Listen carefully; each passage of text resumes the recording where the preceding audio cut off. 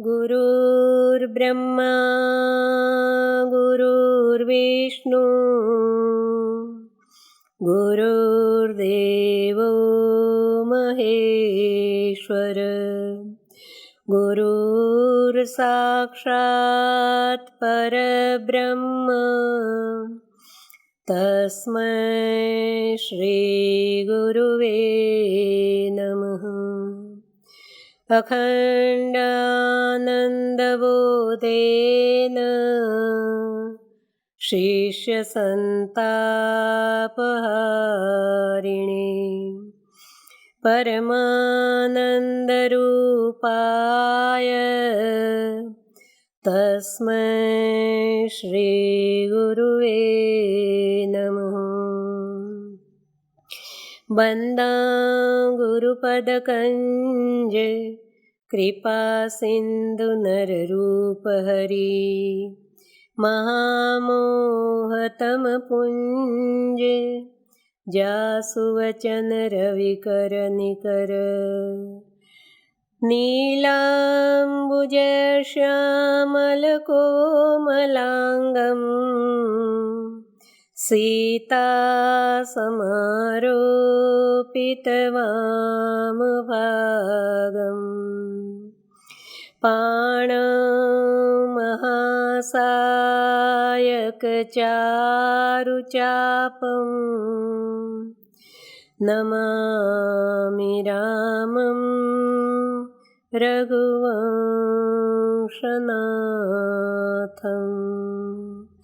शरणागतदीनार्थ परित्राणपरायण सर्वस्यार्थहरदेव हे श्रीराम नमोस्तुते। प्रणव पवनकुमार खलबन पावक ज्ञानघन जासुहृदयागार बसहि राम शरचापधर। रामचरितमानस विमल संतन जीवन प्राण हिंदुआन को वेद सम जब नहीं प्रगट कुरान। बंदा तुलसी के चरण जय कीनो जग काज कलि समुद्र बूढ़त लख्यो प्रगट्यो सप्त जहाज। जड़ चेतन जग जीव जे सकल राम में जान। बंदा सबके पद कमल सदा जोरी जुग पान। सियावर रामचंद्र भगवान की जय। श्री सद्गुरुदेव भगवान की जय। उमापति महादेव की जय। पवन सुत हनुमान जी महाराज की जय। मानस मैया की जय। अपने अपने मात पिता की जय। सब संतन की जय। सब भक्तन की जय। जय जय सीताराम। जय सिया राम। जय भगवान। दोहा नंबर 39 अयोध्या कांड। जाय दीख रघुवंश मणि नरपति निपट कुसाज। सहमि परे लखि सिंह निहि मनहु वृद्ध गजराज। सुमन जी राम जी को बुलाने गए और सुमन जी के साथ राम जी कैकेयी भवन में गए जहाँ महाराजा दशरथ जी ऐसी परिस्थिति में पड़े हुए हैं और कैकेयी जी सामने निष्ठुरता की सीमा खड़ी है, जैसे सिंह को देखकर और वृद्ध गजराज सहम कर पड़ा हो। सुख ही अधरल जरय सब अंगु, मनहु दीन मणिहीन भुजंगु। सरुष समीप देखि कैकेयी, मनहु मीचु गरी गनिलेई। करुणा में मृदु राम सुभाऊ, प्रथम दीख दुख सुनान काऊ। तदपि धीर धरि समय विचारी, पूछी मधुर बचन महतारी। मोहि कहु मात तात दुख कारण, करिय यतन जेहि होय निवारण। सुनो राम सब कारण एहु, राजहि तुम पर बहुत स्नेहु। देन कहे मोहि दुई वरदाना, मांग्यू जो कछु मोहि सुहाना। सो सुनि भयउ भूप उर सोचू, छांडि न सकहि तुम्हार सकोचू। नृसुत स्नेह इत बचन उत, संकट परिउ नरेश। सकहूँ तो आय सुधरहूँ सिर, मेटहूँ कठिन कलेश। जाकर देखा राम जी ने राजा की परिस्थिति। दशरथ जी का शरीर सूख रहा, होठ सूख रहे हैं और सारे अंग उनके जल रहे हैं। मानव दीन मणिहीन भुजंगु, जैसे सर्प बिना मणि के तड़प रहा हो, ऐसी दशा जो धरती पर पड़े तड़प रहे हैं।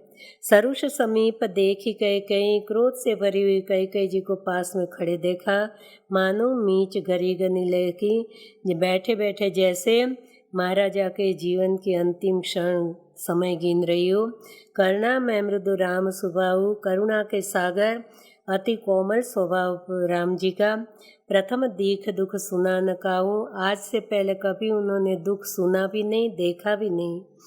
तदपि धीर धरि समय विचारी, समय के अनुकूल धैर्य धारण करके फिर भी पूछी मधुर वचन महतारी। माता को भगवान राम जी वचन ऐसे मृदु वचन बोलकर पूछते हैं। मोहि कहु मात तात दुख कारण, हे माँ मुझे पिताजी के दुख का कारण तो बताओ। करें यतन जय होय निवारण, जिससे इनका दुख दूर हो, इनको शांति मिले, ऐसा कुछ उपाय किया जाए। सुनो राम सब कारण ये हूँ। बात सुनकर कैकेयी ने कहा, हे राम कारण तो तुम हो, क्योंकि राजे तुम पर बहुत स्नेह हूँ। राजा को तुम पर बहुत ही प्रेम है, बहुत स्नेह है। देन कहे मोहि दुई वरदाना, दो वरदान मेरे बाकी थे, आज उन्होंने मुझे देने को कहा। मांगे जो कछु मोहि सुहाना, मुझे जो अच्छा लगा मैंने वो मांग लिया उनसे। सो सुनी भयउ भूपुर सोचू, यही सुनते ही उनको सोच हो गया, चिंता हो गई। छानी न सके तुम्हार संकोचू, तुम्हारे प्रति स्नेह है, वो तुम्हारा संकोच नहीं छोड़ सकते हैं। धर्म संकट में राजा फंसे हुए हैं, एक ओर से स्नेह है, एक ओर से वचन पालकता। सुत सनेत बचन उत, संकट परे नरेश। अब आप कर सकते हो तो सकूँ तो आय सुधरूँ सिर, आज्ञा पालन करके और इनको कठिन कलेश से मुक्ति दिलाओ। निधरक बैठ कहें कटुबानी, सुनत कठिनता अति अकुलानी। जीभ कमान बचन सर नाना, मनहु महिप मृदु लक्ष्य समाना। जनु कठोरपन धरे शरीरु, सीखे धनुष विद्यावर वीरु। सब प्रसंग रघुपति सुनाई, बैठूं मनु तनु धर निठिराई। मन मुस्काई भानुकुल भानु, राम सहज आनंद निदानु। भूले बचन विगत सब दूषण, मृदु मंजुल जनु भाग विभूषण। सुनु जननी सोई सुत बड़ भागी, जो पितु मातु बचन अनुरागी। तनय मातु पितु तोष निहारा, दुर्लभ जननी सकल संसारा। मुनिगण मिलन विशेष वन, सबहि भांति हित मोर। तेहि मह पितु आयसु बहुरी, सम्मत जननी तोर। बेधड़कता से बैठी हुई कैकेयी जी ऐसी कटुबानी बोल रही हैं मानो साक्षात कठोरता ने सुनत कठिनता अति अकुलानी, साक्षात कठोरता भी ऐसा वचन सुनकर अकुला गई है।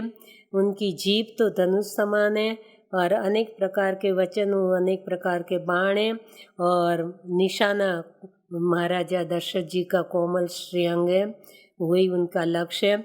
जनु कठोरपन धरे शरीर, जैसे कठोरता ने साक्षात शरीर धारण करके और श्रेष्ठ वर विद्या धनुष विद्या सीख रहे हैं, श्रेष्ठ वीर का रूप धारण करके।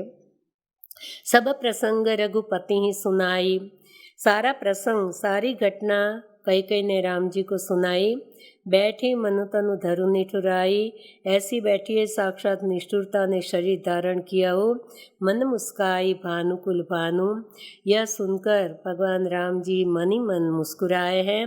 राम सहजानंद निधानु, वो तो दोष रुज से रहित है, सवर आनंद के धाम है भगवान। बोले बचन विगत सब दूषण, सारे दूषण से रहित तो मृदु वचन बोले। मृदु मंजुल जन वाग विभूषण, जैसे भी वाणी के आभूषण हो ऐसे मृदु और विनीत वचन बोले। सुनु जननी सोई सुत बड़ भागी, हे जननी वो बेटा तो बड़ा भाग्यशाली होता है जो माता पिता के वचन का अनुरागी, माता पिता के वचन का पालन करने वाला हो। ऐसे पुत्र दुनिया में मिलने दुर्लभ है जो माता पिता को संतुष्ट करे, उनकी आचरण से माता पिता को संतोष हो। और इससे भी आगे वन में जाकर मुनि ऋषि मुनियों का मिलन होगा, ये विशेष मेरे कल्याणकारी बात है। इससे सब प्रकार से मेरा हित होगा और उसमें भी पिताजी की आज्ञा और हे जननी तुम्हारी सम्मति, ये मेरे सद्भाग्य हैं। मेरा आज वो सभी प्रकार से विधाता मुझे अनुकूल है। इस प्रसंग में यहाँ पर भगवान श्री राम जी अपने श्रीमुख से कैकेयी माँ के लिए 3 बार जननी शब्द का उपयोग करते हैं। सुनु जननी सोई सुत बड़ भागी, तनय मातु पितु तोष निहारा, दुर्लभ जननी सकल संसारा। मुनिगण मिलन विशेष वन, सबई भांति तमोर, तेहि में पितु आय सुबहुरी, सम्मत जननी तोर। इससे पहले कभी भी राम जी ने कैकेयी जी को जननी नहीं कहा। आगे भी देख चुके। मोहि कहूँ मात तात दुख कारण, होती प्रतीति न मोहि महतारी, माता कहते हैं, महतारी कहते हैं। लेकिन यहाँ पर क्यों कि कैकेयी जी की इच्छा थी कि राम मेरे बेटे कहला, तो माँ तेरी इच्छा मैं इसी जन्म में तुझे जननी मानूंगा, दुनिया को राम राज्य देने वाली जननी तू बनेगी। बहुत से भाव साधु संत बताते हैं। और जब भरत जी ननिहाल से आएंगे महाराजा दशरथ जी का अवसान के बाद, तब वो आत्मनिवेदन करते हुए कौशल्या माँ के सामने वे भी 2 बार चौपाई और 1 बार दोहे से कौशल्या माँ को जननी संबोधन करेंगे। क्यों? जैसे कि माता की अदल बदल हो गई हो। फिर भरत जी क्योंकि कैकेयी का परित्याग कर दिया था, जो असी सो असी मुँह मसिलाई, आँखी ओट उठी बैठो जाओ, आज से मैं तेरा पुत्र नहीं, तू मेरी माँ नहीं। तो कौशल्या माँ को जननी संबोधन 3 बार करते हैं। यह 3 बार यानी बात पक्की हो जाती।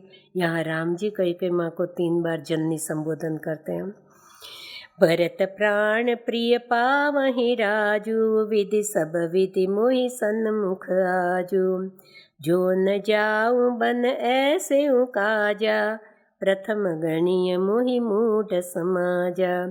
से वही अरंड कलप तरु त्यागी, परिहरि अमृत लेहि विष मागी।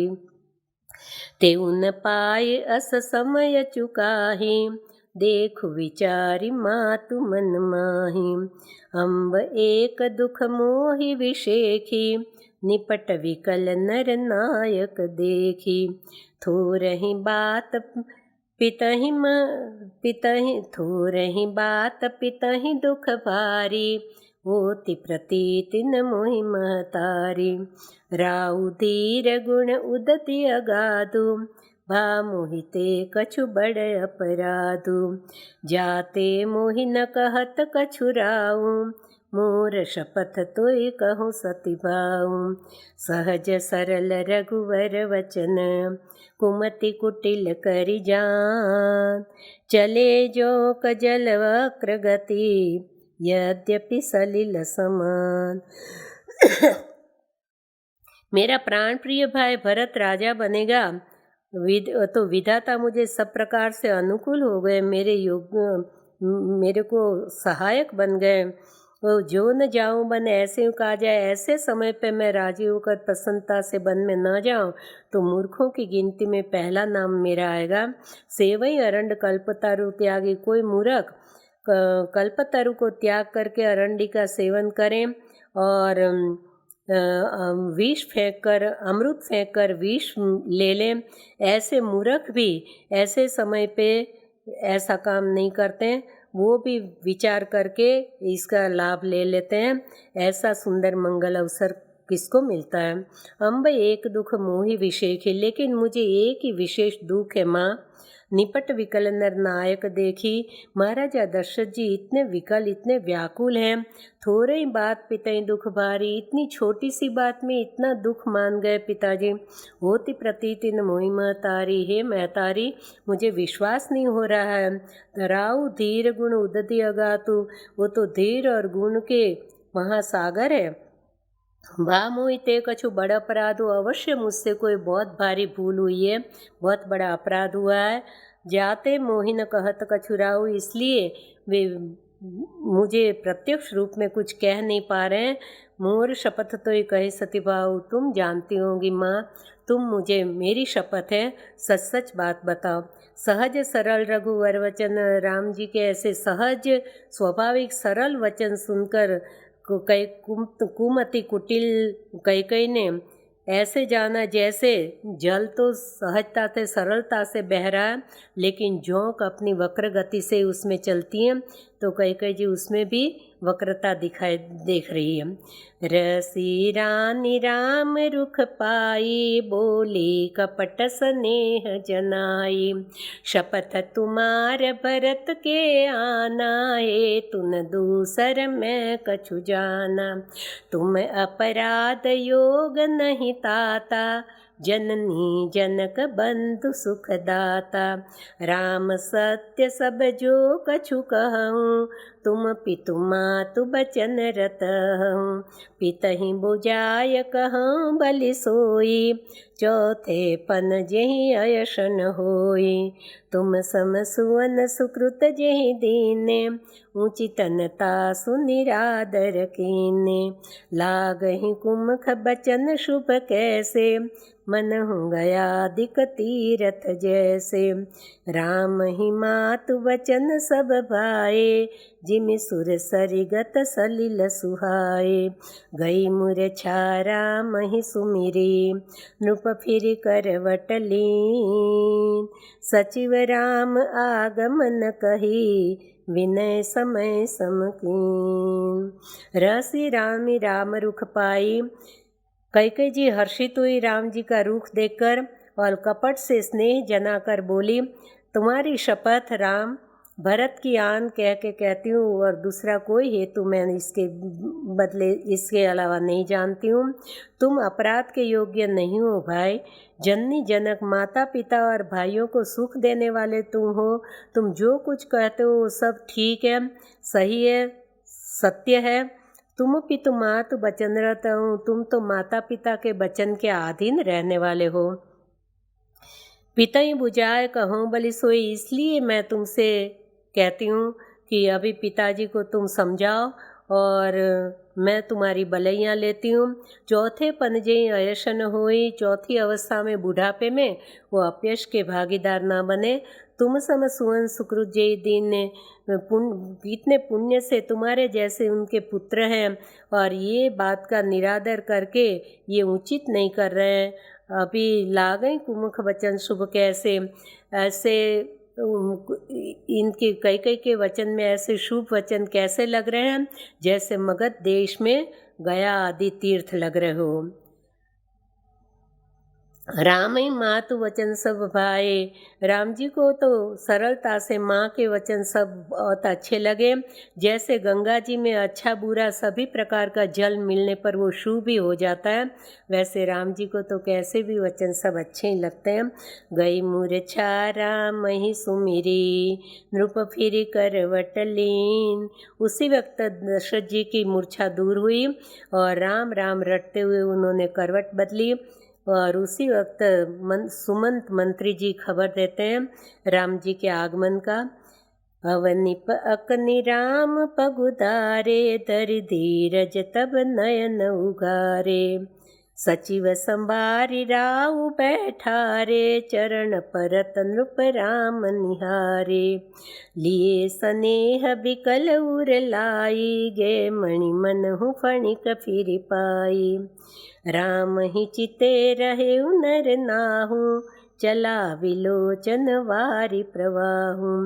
शोक विवश कछु कहे न पारा, हृदय लगावत बारहि बारा।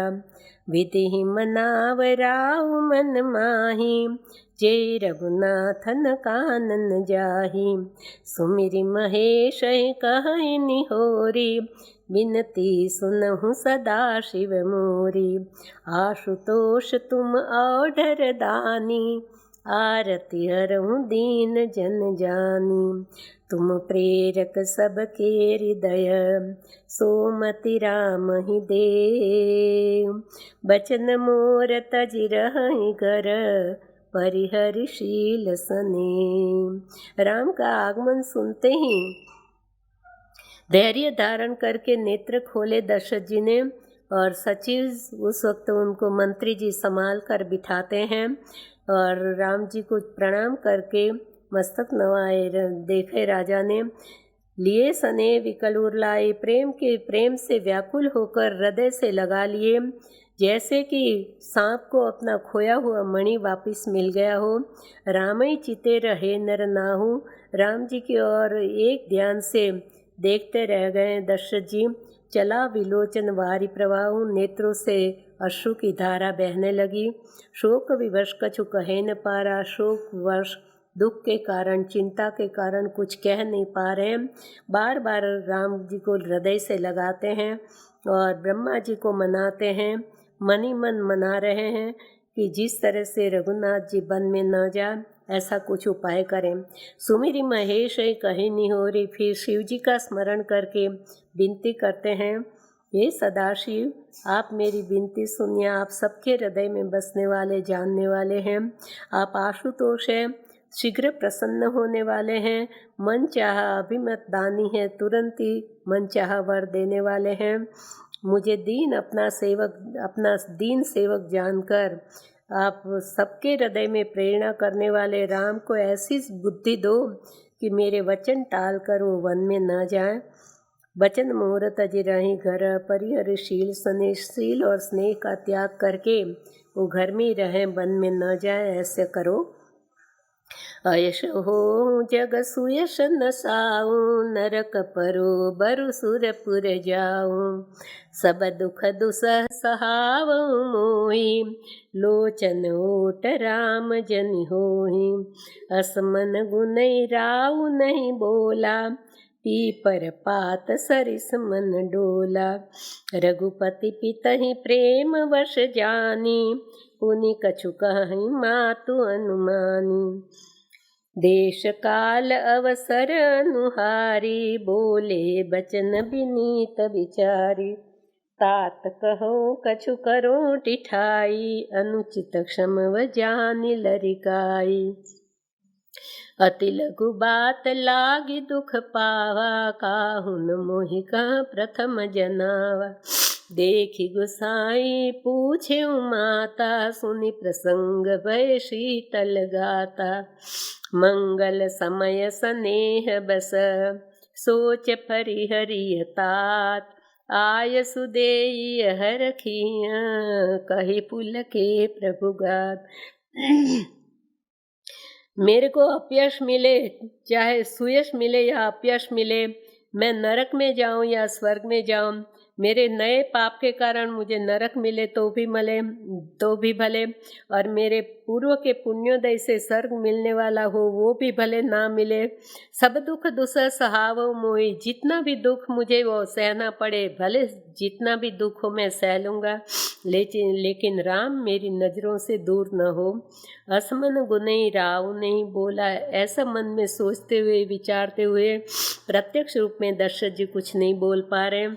पीपल के पत्ते की भांति उनका मन डोल रहा है। रघुपति पिता प्रेम वश जानी, भगवान राम जी ने पिताजी को विशेष प्रेम के बस जाना। तब पुनि कछु कहीं मातु अनुमानी, इतने में माँ और फिर कुछ कठोर वचन कह देगी। तो देश काल और समय के अनुकूल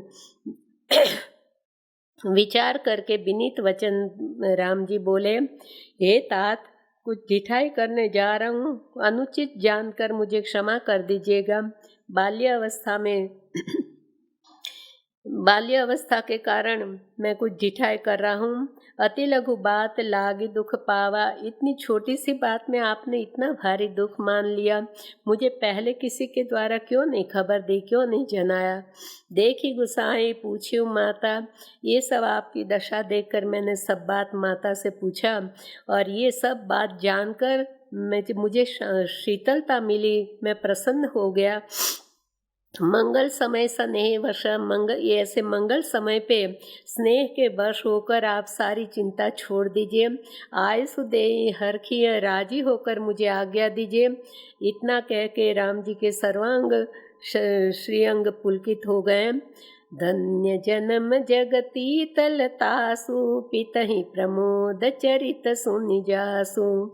चारि पदार्थ कर तलता के, प्रिय पितु मातु प्राण समझाके।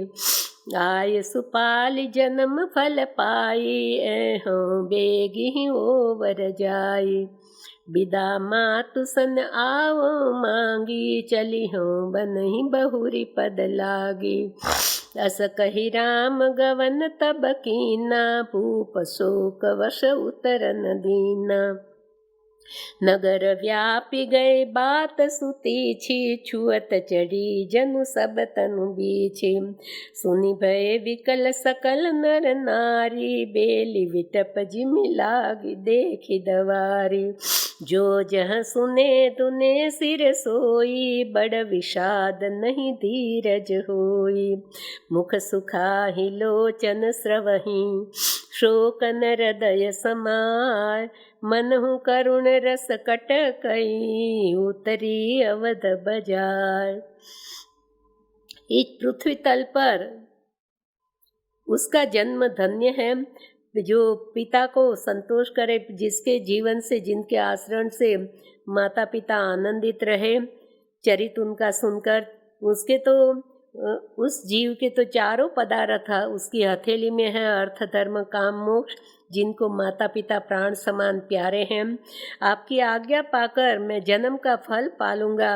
ए बेगी हो रजाई, आप रजा दीजिए, आज्ञा दीजिए, और जल्दी से मैं विदा मातु सन आओ मांगी, माँ के पास जाके विदा लूँगा, और फिर बाद में आपके पास आकर चरणों में प्रणाम करके वनगमन की तैयारी करूँगा।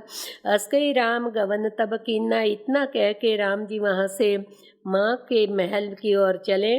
भूप शोक वश उतरन दीना, शोक के अधीन दशरथ जी कुछ बोल नहीं पाए, कुछ उत्तर नहीं दिया। नगर में ये सारी बात फैल गई और ऐसे ही दुख दे रही है जैसे बिच्छू के डंक मारने से पूरे शरीर में विष फैल जाता है। सुनि भय विकल सकल नर नारी, बात सुनकर अयोध्या के नर नारी सब व्याकुल हो गए। जैसे दावा न लगने पर बेली और वृक्ष मुरझा जाते हैं, वैसे सब सूख गए। जो जहाँ सुने धुने सिर सोई, जो जहाँ सुनता है वहाँ सिर धुन धुन कर पश्चाताप करता है और बहुत ही विषाद कर रहा है, तो किसी को भी धैर्य नहीं है। मुख सुखाहि लोचन स्रवई, सबके मुख सूख गए, नेत्रों में सबके जल बह रहा, किसी के हृदय में शोक समाता नहीं है। मनु करुण रस कट गई, उतरी अवध बनाए। जैसे करुण रस की सेना रूप धारण करके अयोध्या में उतर आई हो। मिले हूँ मांझ विधि बात बिगारी, जहाँ तहाँ देहि कैकई गारी। यही पापिनी बुझी का परेऊ, छाई पवन पर पावक दरेऊ। निज कर नयन काढ़ी चह दीखा, डारी सुधा विष चाहत चीखा। कुटिल कठोर कुबुद्धि अभागी, भय रघुवंश वेणु वन आगी। पालव बैठी पेड़ यही काटा, सुखम शोक ठाट धरि ठाटा। सदा राम यही प्राण समाना, कारण कवन कुटिलपन ठाना। सत्य कहें कवि नारी सुभाऊ, सब विधि अगम अगाध दुराऊ। निज प्रतिबिंब मुकुर गई जाई, जानि न जाई नारी गति पाई।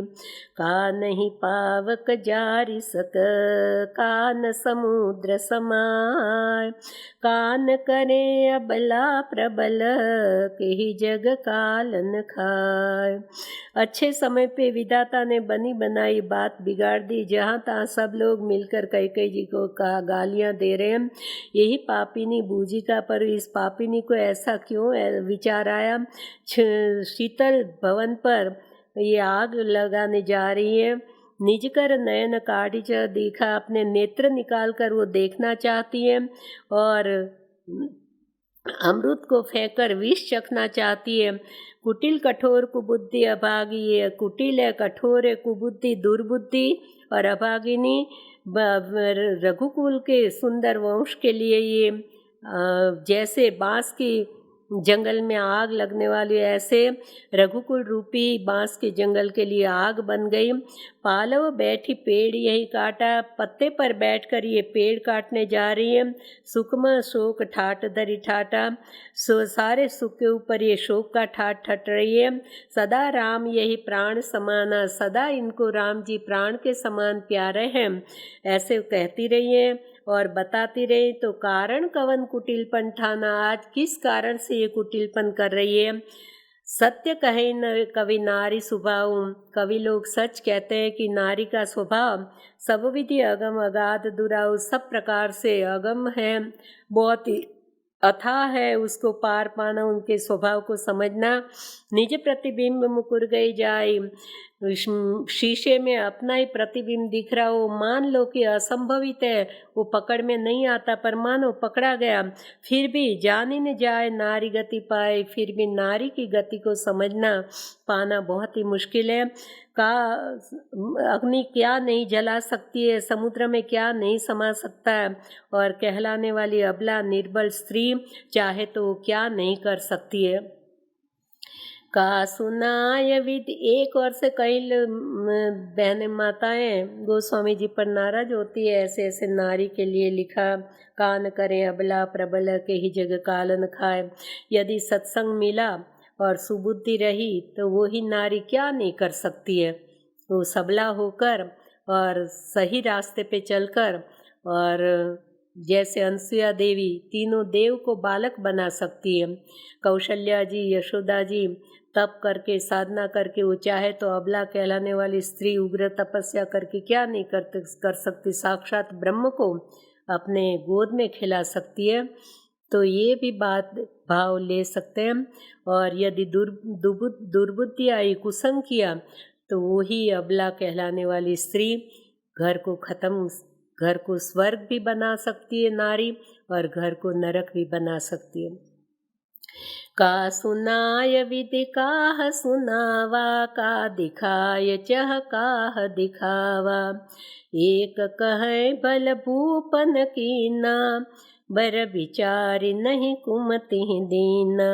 जो हठ भयो सकल दुख भाजन, अबला विवश ज्ञान गुण गाजन। एक धर्म परमिति पहचाने, नृपहि दोष नहीं देहि सयाने। सिबि दधीच हरिचंद कहानी, एक एक सन कहहि बखानी। एक भरत कर सम्मत कहहि, एक उदास भाव सुनि रहहि। कान मूंद कर रद गई जीहा, एक कह यह बात लीहा। मुक सुकृत जाहि अस कहत तुम्हारे, राम भरत कह प्राण प्यारे। चंद्र चुए बरु अनल कण, सुधा होय विषतूल। सपने कबहु न करहि कछु, भरत राम प्रतिकूल। कहा सुनाए विधि कहा सुनावा। क्या तो बात अच्छी सुनने में आ रही थी, क्या विधाता ने सुनाया और अब क्या सुनाया जा रहा है। कहा दिखाए चाहे कहा दिखावा, क्या दिखाने जा रहे थे और अब क्या दिखा रहे हैं। एक विधाता की करनी बड़ी कठिन है। एक कहे भले भूप न करना, उसमें से एक व्यक्ति कोई कहता है राजा ने अच्छा नहीं किया। वर विचार ने कुमति दी से, इस कुमति को वरदान सोच विचार कर नहीं दिए। हठपूर्वक इनकी स्त्रीय हठ पूरी करने के हेतु आज वचन देकर सारे दुख के भाजन खुद राजा बन गए। अबला विवश ज्ञान गुण गाजन, अबला के आधीन ज़्यादा होने पे ज्ञान और गुण चले जाते हैं। का एक धर्म पर मिति पहचाने, कोई एक धर्म परायण है, धर्मशील है और धर्म की मर्यादा को जानने वाले, वो पहचान कर कहते हैं नृपई दोष नहीं दे सयाने। राजा को दोष देना ठीक नहीं है, वो निर्दोष है। शिबी दधीची हरिचंद कहानी। इस स्कूल में शिबी राजा, दधीची राजा, हरिश्चंद्र राजा, सब ने एक बार जो वचन दिए वो कितना सहन करके भी निभाया। एक एक सन कहीं बखानी, वो एक के बाद ये राजाओं की करनी बखान बखान कर कहते हैं। एक भरत कर सम्मत कहीं, कोई एक उसमें से भरत जी की सम्मति कहने लगा। एक उदास भाव सुन रहे, कोई एक चुप रहे उदासीन भाव से, ना अच्छा ना बुरा भरत जी के लिए। कान को दूसरे सज्जन लोग कान मूंद कर रद गए जिया, कान बंद कर लिए ऐसी बात सुनते हुए और जीभ को दांत के नीचे दबा लिया। एक कहे यह बात अलीहा, ये बात ठीक नहीं कह रहे हो आप। सुकृत जायस कहत तुम्हारे, ऐसी बात कहोगे तुम्हारे पुण्य खत्म हो जाएंगे। राम भरत का प्राण प्यारे, भरत के लिए राम तो प्राण प्यारे हैं, वो बहुत ही प्रेम करते हैं।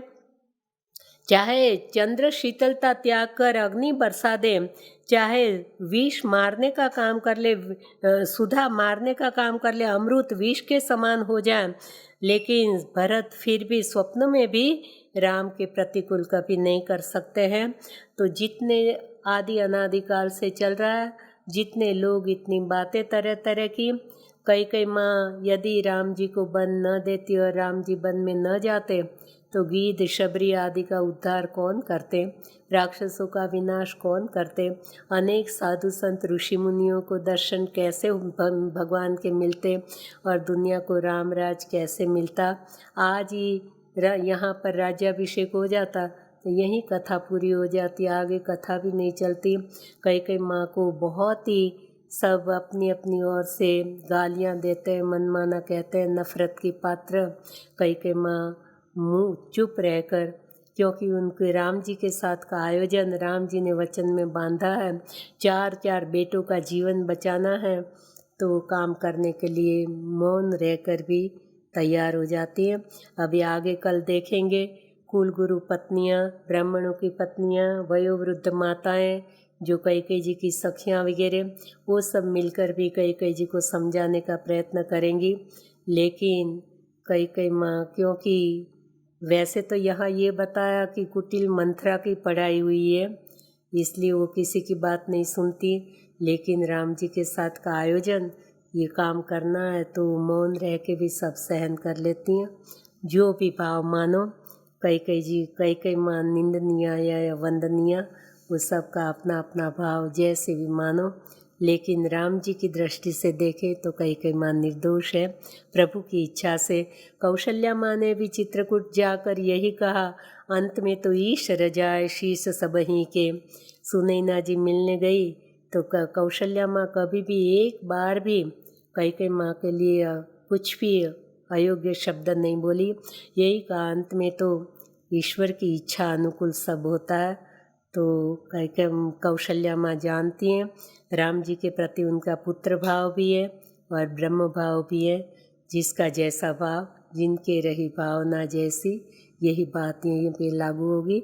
आज का समय पूरा हुआ। विश्राम। जय सिया राम।